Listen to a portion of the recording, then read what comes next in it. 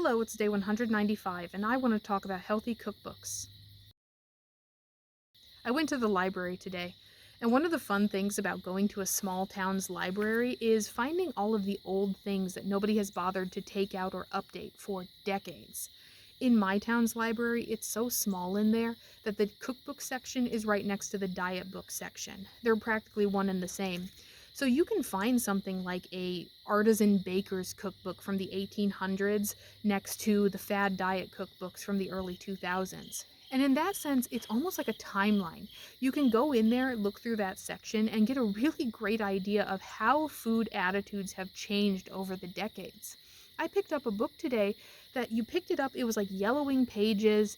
The spine had been redone by the librarians because it was falling apart. And like when you flip to a recipe in there, it's in the teeny tiniest little typewriter font. Like some lady who was a great grandma in the 1940s went back and looked through her great grandma's recipe cards and typed them all up so everybody could have them. And it's nuts how these women thought about healthy food because it's completely opposite of how we thought about healthy food. Their idea of a healthy meal was something that would keep their family going.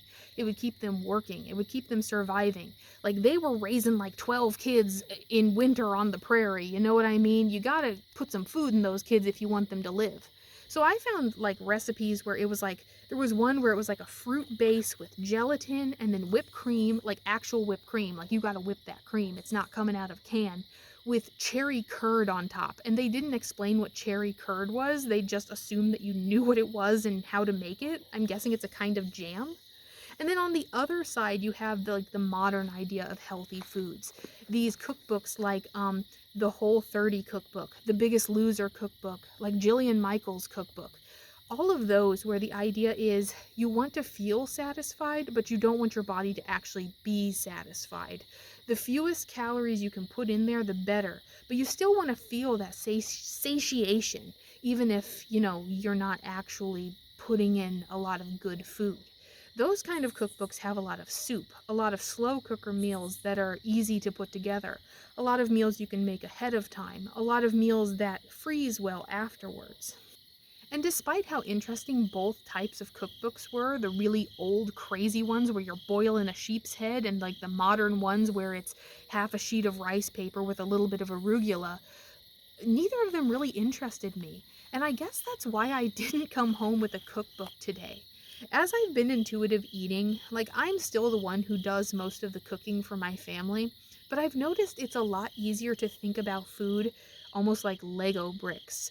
You're gonna need a carb, you're gonna need a protein, you're gonna need some kind of fiber, and ideally at some point, not every day, but you want something sweet.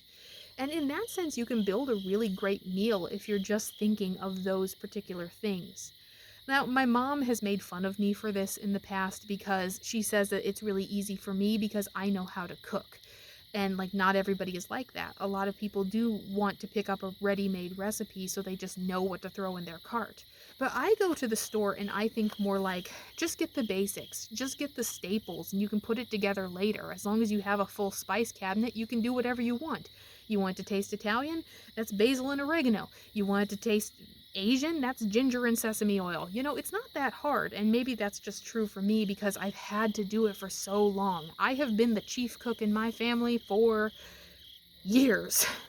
So if you're trying intuitive eating or if you're trying to lose weight, I don't think you should feel like you need to go out and buy a healthy cookbook.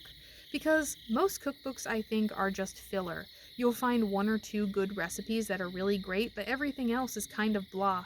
It's the same on the internet. Like, yeah, you'll find a recipe with really good reviews, but they never show you the bad reviews, do they? It's not in their best interest. I think it's much better to learn how to cook the basics. Learn how to cook some basic meals that are healthy for you, that make your body feel good and make you feel satisfied. I think that's the way to go about it, because the idea of what is healthy changes so quickly in all of these fad diets these days. You really do just have to listen to your own body. So go out there and try some new foods, and if you know what cherry curd is, I would like to know.